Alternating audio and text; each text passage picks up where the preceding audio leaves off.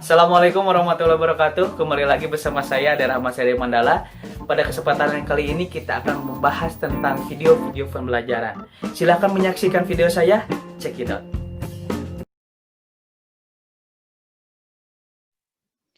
Pada video kali ini kita akan membahas tentang metodologi dakwah ditinjau dari segi filosofis.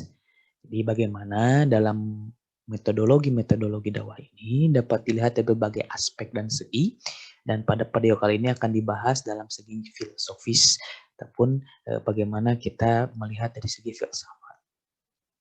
Yang pertama, kita harus mengetahui terlebih dahulu bagaimana mazhab-mazhab berpikir dalam metodologi dakwah.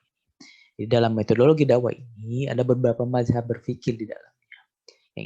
Yang diambil dari beberapa mazhab dalam filsafat dakwah. Di sini setidaknya ada 4 mazhab yang ada dalam metodologi dakwah. Yang pertama itu adalah mazhab tajribi atau lebih dikenal sebagai empirisme. Mazhab empirisme ini jadi menganggap bahwa segala sesuatu itu didasarkan pada potensi indera seseorang. Jadi pada potensi indera seseorang ataupun manusia. Jadi ketika kita melakukan metodologi dakwah, itu difokuskan terhadap salah satunya adalah melalui indera Anda, panca indera Anda, melalui penciuman, penglihatan, pendengaran, indera peraba Anda, dan lain sebagainya. Lalu yang kedua, itu ada madhab akli. Nah, madhab akli ini adalah madhab rasionalisme. Jadi dalam menyampaikan metodologi dakwahnya itu disampaikan melalui rasionalisme, melalui penggunaan akal di dalamnya.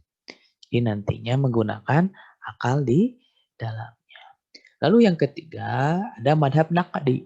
Nah, madhab naqdi ini lebih dikenal sebagai kritisisme.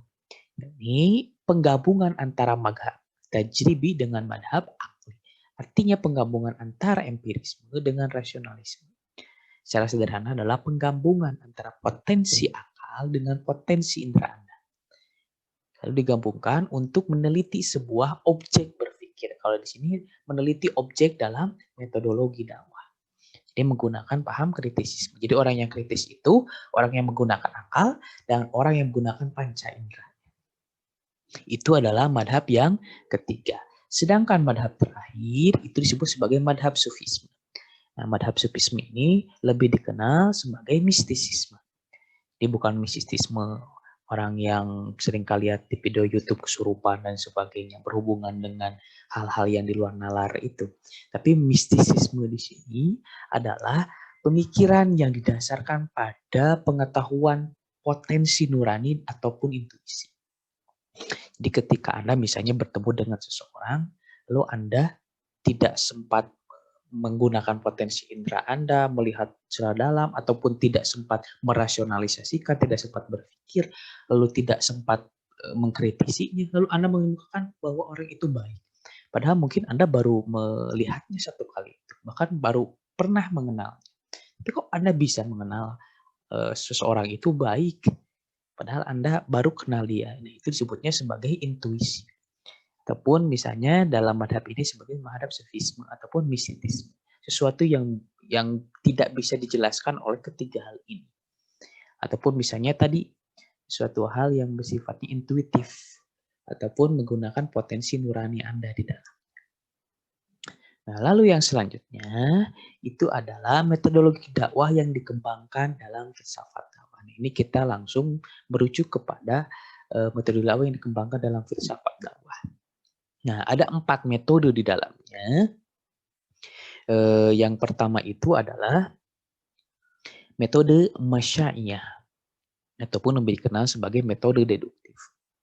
Jadi metode deduktif ini adalah berasal dari filsafat paripetik ataupun filsafat Aristotelian.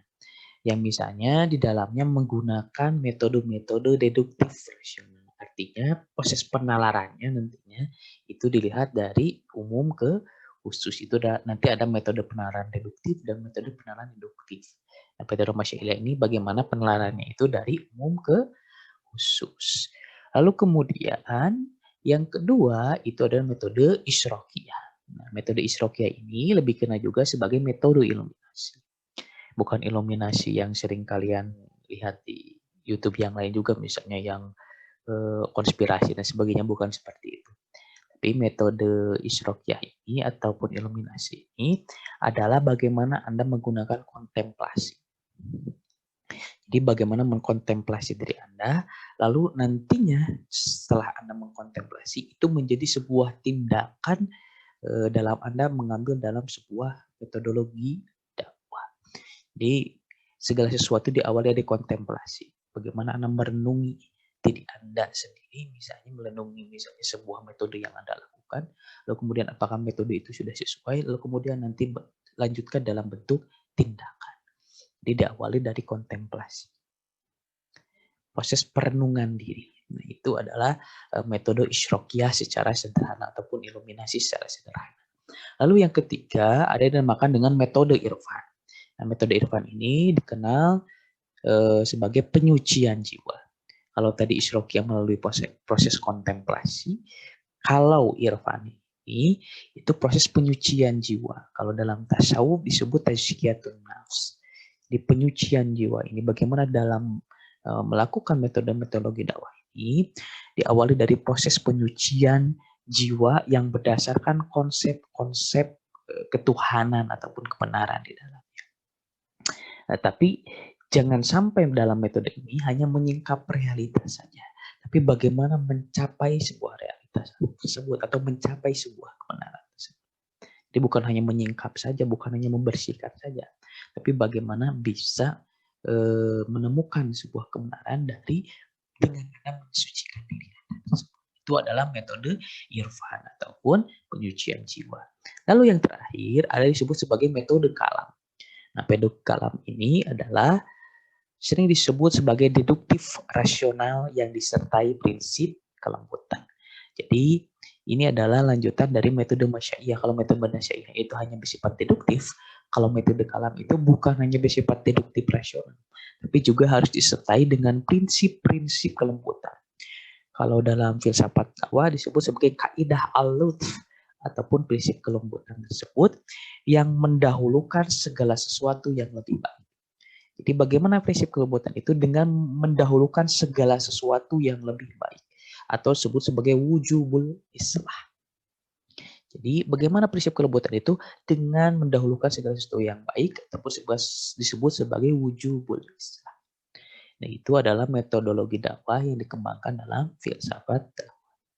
Lalu kemudian bagaimana metodologi dakwah menurut salah satu filosof muslim yaitu menurut Mullah Sadra. Ada pemikirannya yaitu al-hikmah al-muta'aliyah.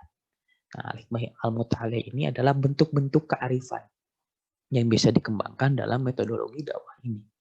Ada bentuk 4 kearifan yang disampaikan oleh Mullah Sadra. Yang pertama itu ada yang disebut sebagai kearifan deduktif. Nah, kearifan deduktif ini adalah tadi sama seperti filsafatnya Aristotelian, yang salah satunya adalah bentuknya silogisme dan demonstrasi. Nah, silogisme di sini hanya berurusan dengan masalah-masalah kecil saja dan padanannya. Misalnya padanan itu kebalikannya ataupun kontradiksinya ataupun yang sejenis-jenisnya. Jadi kearifannya bersifatnya deduktif yang lebih fokus pada misalnya hal-hal yang bersifat sederhana dan membahas tentang kontradiktif, kebalikan dan sebagainya. Itu adalah metodologi dakwah yang misalnya Anda menyampaikan sebuah kebenaran dengan misalnya menyingkap sebuah kesalahan. Ataupun Anda ingin menyampaikan sebuah kesalahan dengan menyingkap sebuah kebenaran. Itu metode dakwah yang bisa dilakukan melalui kearifan deduktif ini salah satunya. Lalu kemudian yang kedua itu adalah kearifan dari pengalaman. Nah, kearifan dari pengalaman ini bukan hanya pengalaman secara lahiriah, tapi di sini lebih kepada pengalaman yang bersifat ilham dan pencerahan. Mullah Sadra ini lebih mengedepankan pengalaman secara spiritual yang di dalamnya ini salah satu bentuk pemikirannya itu melalui ilham dan pencerahan.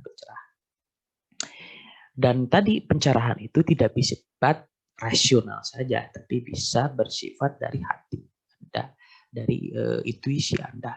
Pengalaman itu bukan hanya tadi bersifat rasional untuk Mullah Sadra, tapi bisa bersifat dari hati.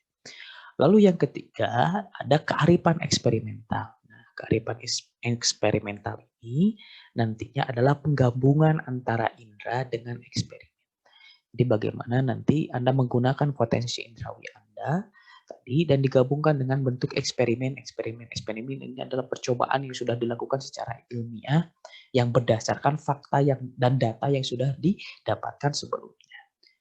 Lalu itulah disebut sebagai kearifan eksperimental.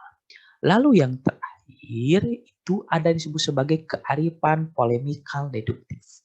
Nah, kalau polemikal deduktif itu adalah penggabungan dari ketiga unsur ini. Yang pertama adalah pengetahuan, yang kedua fakta, dan yang ketiga adalah aksioma pertama. Apa itu aksioma pertama? Aksioma pertama adalah sesuatu yang sudah sesuai ataupun dianggap terbukti dengan sendirinya. Jadi ketika Anda sudah menemukan fakta, misalnya itu sudah terbukti dengan sendirinya. Misalnya kok Anda menyebutkan dia itu baik? Karena dia sudah terbukti dengan sendirinya. Itu disebut aksioma pertama. Di aksioma pertama itu adalah sudah sesuai ataupun terbukti dengan sendirinya. Di dalam kearifan polemikal deduktif ini, Anda menggabungkan ilmu pengetahuan, menggabungkan fakta, dan menggabungkan tadi ketersesuaian ataupun bisa dibuktikan dengan sendirinya ataupun aksioma pertama. Itu adalah bagaimana metodologi dakwah menurut pemikiran Mullah Sadra ataupun Al-Hikmah Al-Muta'aliyah.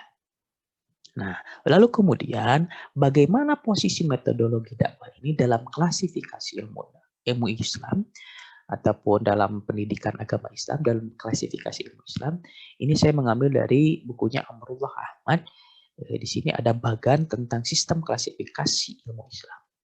Ya, pertama kali pasti menjadi subjek dalam dakwah itu yang tadi kita harus menjadikan Allah sebagai salah satunya dan satu-satunya. Kemudian Allah Subhanahu wa taala nantinya memberikan sumber kebenaran dan ilmu. Nah, bagaimana sumber kebenaran dan ilmu itu nantinya Allah turunkan melalui ayat-ayat Qur'annya dan ayat-ayat kauniyah. Lalu sumber kebenaran dan ilmu tersebut tadi secara keilmuan itu harus misalnya bersifatnya tauhid. Tauhid ini kalau nanti dalam filsafat barat disebut sebagai ontologi. Ontologinya tentang keapaan. Keapaannya itu tapi tetap tauhid Allah.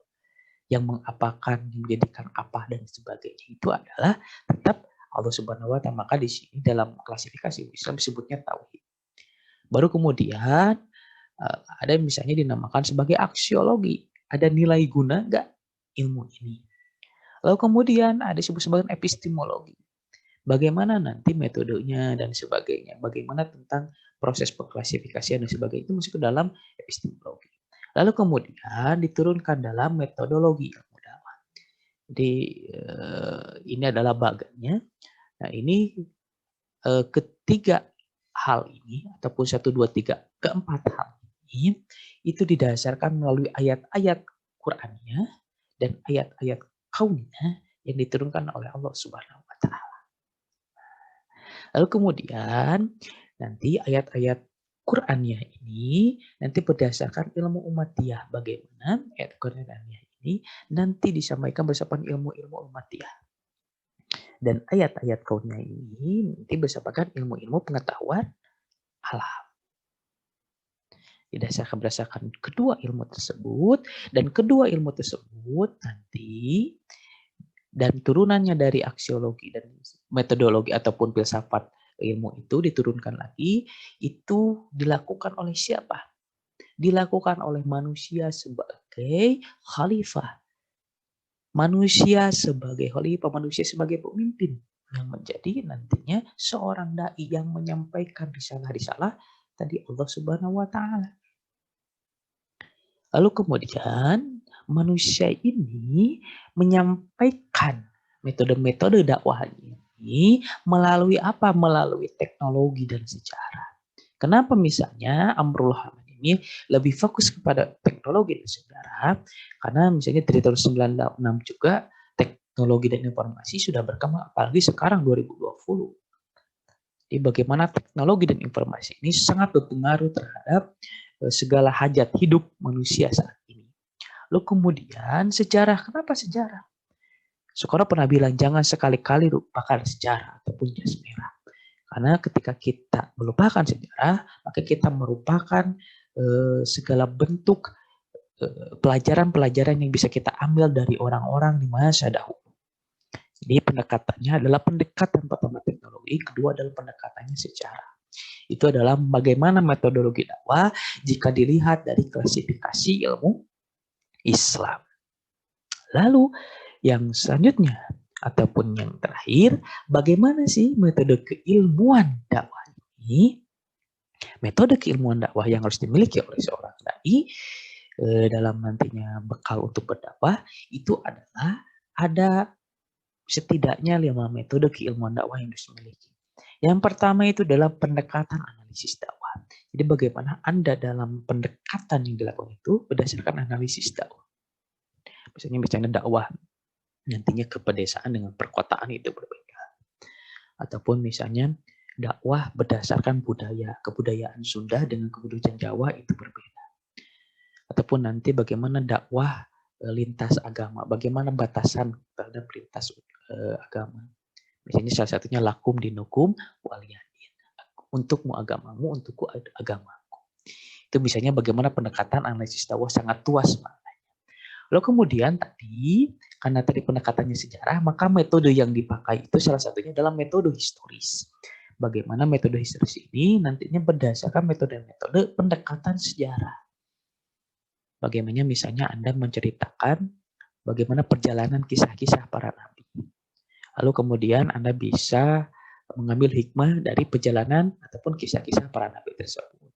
Ataupun perjalanan para ulama dalam menyampaikan risalah-risalah dakwah ataupun risalah agama Islam. Lalu yang ketiga, ada disebut sebagai metode reflektif. Bagaimana reflektif ini Anda bercermin terhadap diri Anda sendiri. Ataupun misalnya bisa mengambil hikmah dari apa yang sudah Anda lakukan, ataupun pengalaman yang sudah Anda lakukan. Bisa bercermin dari apa-apa yang sudah Anda lakukan. Itu adalah salah satu dari contoh metode reflektif. Lalu yang keempat, ada yang disebut sebagai metode riset dakwah partisipatif. Nah, kalau metode riset dakwah partisipatif, artinya Anda menggunakan metode dengan salah satu riset dakwah itu partisipatif. Partisipatif di sini adalah nantinya tidak hanya bersifat satu arah tapi dua arah. Anda tidak hanya menyampaikan saja, tapi mengambil partisipasi dari manusia. Misalnya nanti bisa berupa tekstual, misalnya tulisan melalui kuesioner-kuesioner. Bagaimana sih dakwah yang efektif dan efisien di tahun 2020 misalnya, ataupun kaum milenial dan sebagainya. Ataupun misalnya bisa melalui tadi bertanya secara lisan. Ataupun misalnya tadi ketika berdakwah itu tidak hanya satu arah, tapi dua arah, bisa bertanya kepada manusia. Itu salah satu metode riset dakwah yang partisipatif. Lalu yang terakhir adalah riset kecenderungan gerakan dakwah. Kenapa ini harus dilakukan riset kecenderungan gerakan dakwah? Karena misalnya gerakan dakwah itu sekarang apalagi tahun 2020 ini banyak macamnya. Bisa melalui lisan, bisa melalui tulisan, ataupun bisa melalui misalnya teknologi informasi dan media-media sosial. Itu kan pasti berbeda antara lisan dengan tulisan. Pasti berbeda antara tulisan dengan teknologi informasi. Teknologi informasi misalnya beda-beda juga nanti antara media sosial dengan media mainstream itu berbeda pasti gerakan dakwah. Nah itu salah satunya nanti kalian harus melakukan riset bagaimana kecenderungan gerakan dakwah di dalam keilmuan dakwah.